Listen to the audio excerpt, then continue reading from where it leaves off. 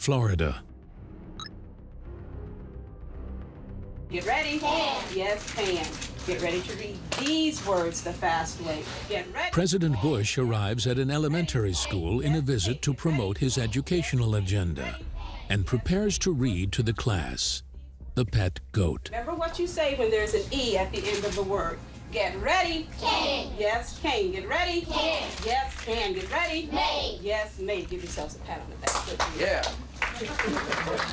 Okay, get ready to read the words on this page without making a mistake. Everybody tell me what this part of the word says. Rob. Yes, rob. Now tell me what the whole word says. Get ready. Robber. Yes, robber. Everybody tell me what this part of the word says. Run. Yes, run. Now tell me what the... I didn't realize it then, but this question was about to change my life. Bush is sitting at Booker Elementary School in Sarasota, Florida at 9:05 a.m. when White House Chief of Staff Andrew Card whispers into the president's ear. A second plane has hit the second tower. America is under attack. That first question was, why didn't the Secret Service get him out of there immediately? They didn't know how many planes were hijacked yet or what their targets were. There were actually 8 planes that were hijacked. We had 11 reports of hijacked aircraft. There were thousands of planes still flying. As many as a dozen planes were reported hijacked at one point. And it was no secret the president was there. The school visit had been made public on September 7th, 4 days prior to 9/11. How could anyone be so sure hijackers weren't already on the way? Yet there he lingered, even after 2 more flights were confirmed hijacked, Flight 77 and Flight 93, the Pentagon and Shanksville planes respectively. Must. Well, you go pick your reader up and send 60 on President Bush is interrupted and makes the decision to continue the class, having learned of the attack on America. At the count of 3, everyone should be on page 153. Get ready. A girl had a pet goat. Go on. She played with her goat. Try it again. Get ready from the beginning of that sentence. Get ready. She played with her goat in her house. Go on. She played with her goat in her yard. Good job. Go on. But the goat did something that made the girl sad. These are great readers. Yes, they are. Very impressive. Thank you also very much for showing me your reading skills. I bet they practice too, don't you? Oh, yes. Thank you, Press. If you can step out the door we came in, please. Mr. President, are you aware of the reports of the plane crash in New York? And is there anything... Talk about it later. Thank you all. You can step out the door we came in.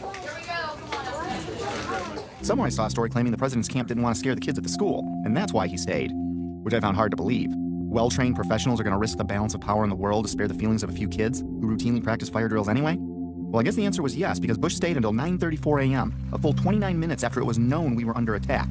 Think about that. The president makes his first statement on the attacks.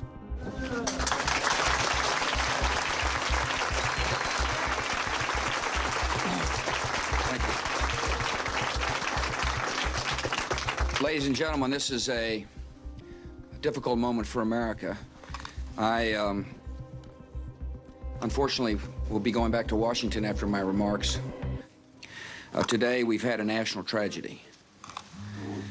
2 airplanes have crashed into the World Trade Center in an apparent terrorist attack on our country.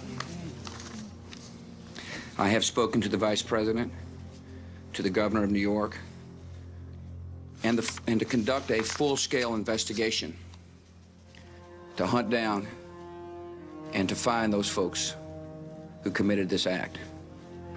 Terrorism against our nation will not stand. And now, if you join me in a moment of silence.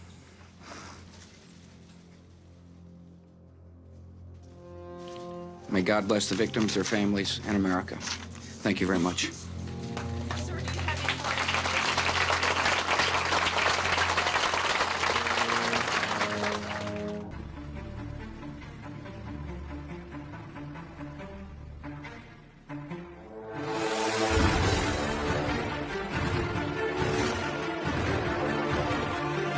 It might have appeared that way, but from my close-up inspection, there's no evidence of a plane having crashed anywhere near the Pentagon. The only site is the actual site of the building that's crashed in, and as I said, the only pieces left that you can see are small enough that you could pick up in your hand. There are no large tail sections, wing sections, a fuselage, nothing like that anywhere around. Donald Rumsfeld told CNN that he was informed of the Trade Center being hit some 15 minutes before the Pentagon was hit. This places the episode around 9:22 in the morning.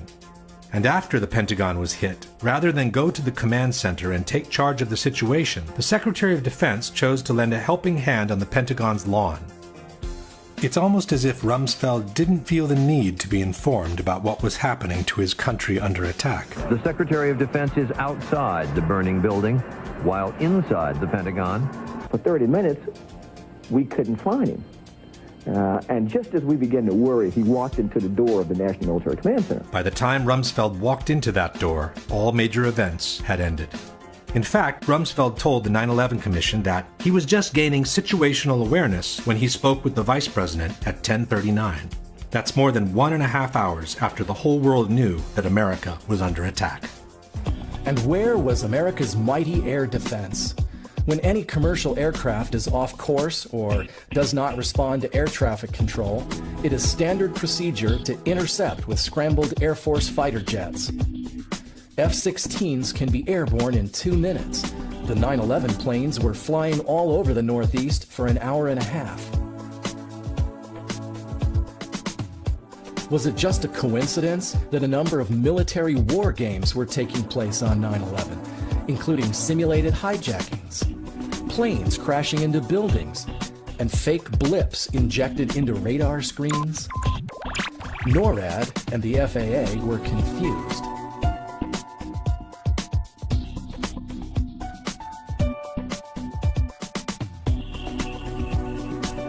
Common wisdom has it that the September 11 attacks destroyed two of the best jewels America has ever had. But exactly jewels, the Twin Towers, were not. While they sat on some of the most valuable real estate in the world, after 30 years the Twin Towers had become obsolete. With each of the floors built as an open space of almost 1 acre in size, the rising cost of energy had made it extremely expensive to keep the buildings warm in winter and cool in summer. General maintenance was also very expensive compared to buildings from more recent years. In his 1999 book on the Twin Towers, Divided We Stand, author Eric Darton wrote, "When the World Trade Center was bombed in February 1993, it was already passing its prime as office space, overtaken by a generation of more recent, cybernetically smart buildings with higher ceilings and greater built-in electrical capacity. To maintain the Trade Center as Class A office space commanding top rents, the Port Authority would have had to spend $800 million rebuilding its electrical, electronic communications, and cooling systems."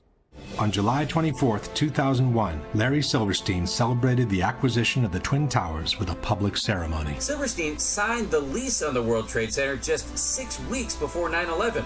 He then took out an insurance policy covering the Twin Towers for $3.2 billion in case of total destruction. Silverstein faced the daunting task of having to remove the illegal asbestos that covered every steel beam in the Twin Towers. Back in the 90s, the Port Authority had sued the insurance companies, trying to get them to cover the cost of the asbestos removal. But in May 2001, 4 months before the terrorist attack, the Port Authority of New York and New Jersey lost their 10-year-old court battle. At that point, the Port Authority was between a rock and a hard place. The Twin Towers could no longer be maintained without incurring the cost of asbestos removal, yet they could not be demolished because of the large amounts of asbestos they contained.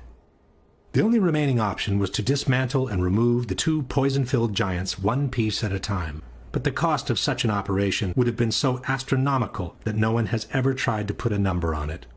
The guy who purchased the Twin Towers 2 months before 9/11 on a 99-year lease actually had weekly phone calls with Netanyahu. This is Larry Silverstein. He actually cashed out $4.55 billion in insurance from the attacks and randomly had a dermatology appointment the day of. Listen to this. Where were you on September 11th? I was home. And the only reason I wasn't where I was every morning, subsequent to the 26th day of July, my mornings were spent usually at a breakfast meeting at Windows, an 8 o'clock breakfast meeting, Windows, the top of it, and then going down to visit with my tenants, my new tenants, at the Trade Center, getting to know them, understanding their problems and so forth, ascertaining how we could service their needs better. But on September 11, luckily for him, Silverstein didn't go to work.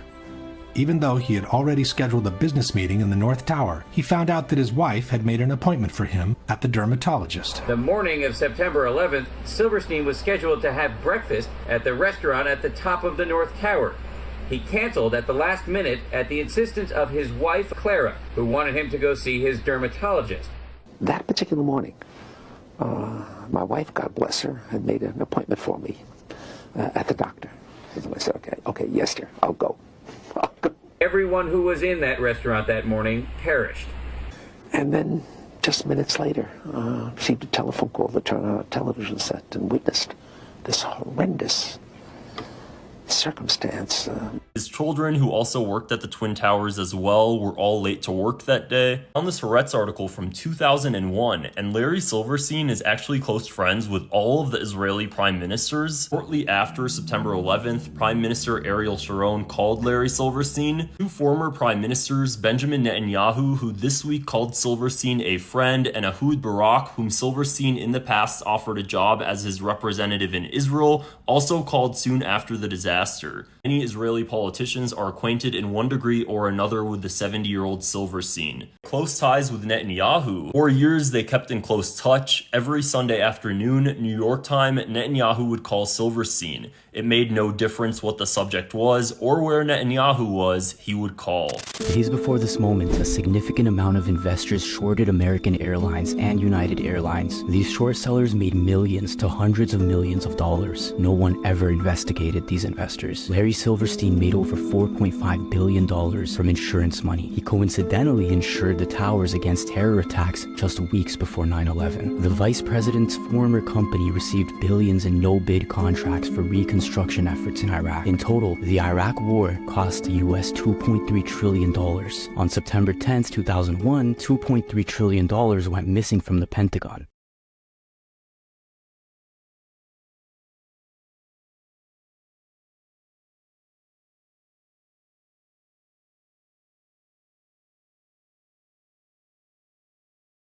In August of 2001, I was told to stay out of New York City because the attack was considered imminent. We expected mass casualties and a possible miniature thermonuclear strike, a bomb. However, I want to be very clear. The attack was always defined as airplane hijackings and a strike on the World Trade Center. And now we're being bombarded with messages that Osama bin Laden is planning to attack the United States of America and Israel. Let me tell you something. If he's an enemy of Israel and the Mossad can't find him, then this thing is the biggest joke that you ever heard of in your life. And I'm telling you, be prepared for a major attack.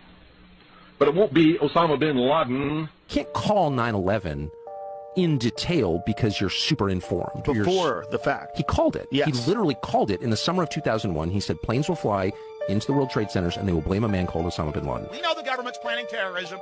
We know Oklahoma City and World Trade Center was terrorism. We know the Joint Chiefs of Staff wanted to blow up airliners. If you do it, we're going to blame you because we know who's up to it. Or if you let some terrorist group do it, like the World Trade Center, we know who to blame. If any terrorism comes, it's from this government. And if there was an outside threat like a bin Laden, who was a known CIA asset in the 80s, running the Mujahideen War, and whose family builds all the military bases over in Saudi Arabia right now, and sits on the board of Iridium Satellite. He's the boogeyman they need in this Orwellian phony system. We know that he said it because he said it on tape multiple times. And then he said, call the White House and tell them this. Now I'm going to put the call out that you call the White House and tell them, look, we've seen the news stories that you wanted to blow things up, that you have blown things up, and that we're aware of who the terrorists are if you pull this. The video cameras caught trucks arriving at the World Trade Center from about August 23rd until every night until about September 2nd, September 3rd.